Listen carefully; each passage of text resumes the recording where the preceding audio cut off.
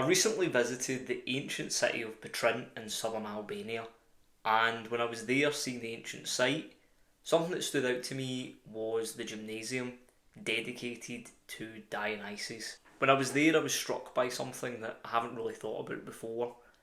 Is there's a lot of things that we've shed in the modern development of the gym. The ancient gymnasium was never just the physical. It was a place of development that went beyond just the body. It was a place of education, debate, spiritual practice, and martial arts. Philosophers like Plato and Aristotle were actually known to teach within gymnasiums. It wouldn't be uncommon for young men to learn how to wrestle in the morning, then move on to an ethics class. After that, maybe lift some heavy stones, and then debate into the afternoon. Today, the gym is more of a solo performance. You know, get in, get out, maybe you've got your headphones in. You'll train next to somebody, but not with them. And obviously, this is a good thing. You know, you make gains, you look a little bit better, you're a little bit healthier. It's an overall improvement. But it just left me with the thought of what if we put as much time and effort into improving ourselves in all aspects as that we do in the gym. The Greeks believed in arete, which is the pursuit of excellence in all things. That meant training your body, your discipline, and improving your character. The gym wasn't something just physical, it was also philosophical.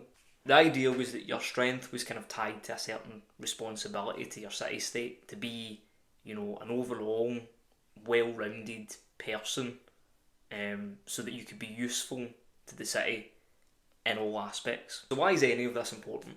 I think it comes down to the current zeitgeist and kind of some of the culture that has emerged in the gym recently. I think in a world so interconnected, it's very much, you know, you get the butterfly effect in the gym, and it's, you know, someone does a lengthened partial in California and the tremors of that is felt in Azerbaijan. I think a lot of times ideas and discussions start in the online space and then they very much spread into real life. And I think in the last few years, definitely the Overton window of the gym has shifted very much into a certain style of bodybuilding. You know, I would say a phrase that kind of comes quite naturally to this style is, you know, I don't actually care if I get any stronger. I just want to look like I'm stronger. You know, I don't really care what I'm benching. I just want to look like I've got a big bench. You know, this idea of aesthetics overall. These kind of standards have definitely started in the online space.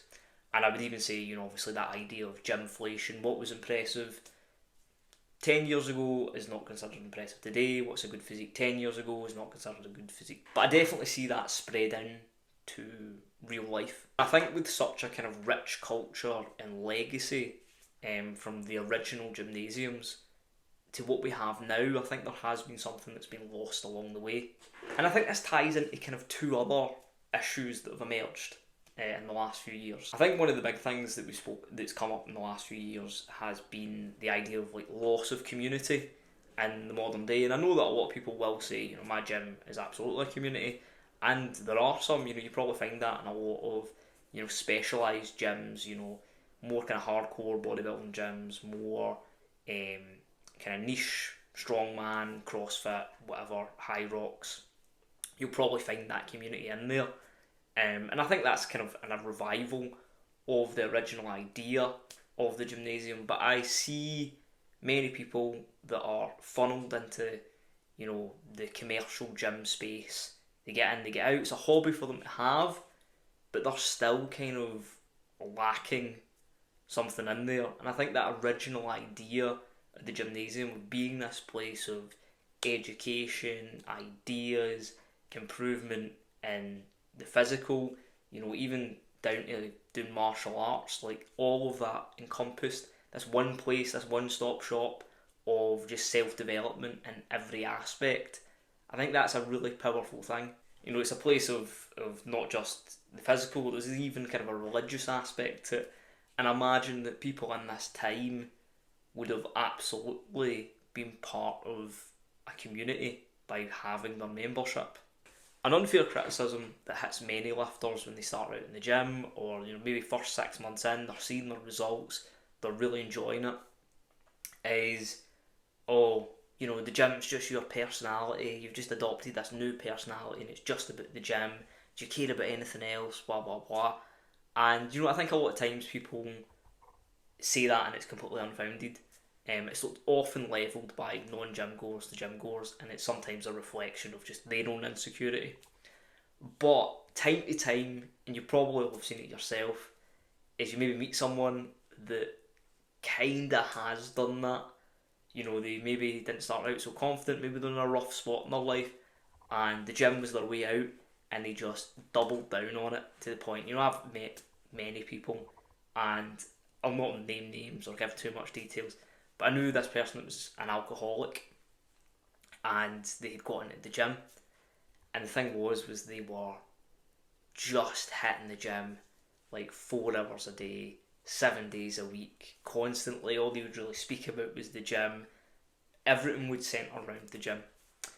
And I think if you kind of take these kind of more vulnerable people that use the gym as a crutch and expose them to that ancient Greek gymnasium experience, I think it would help them on a little bit more and kind of help develop them and improve their life in a multifaceted approach rather than just kind of specking into this one thing.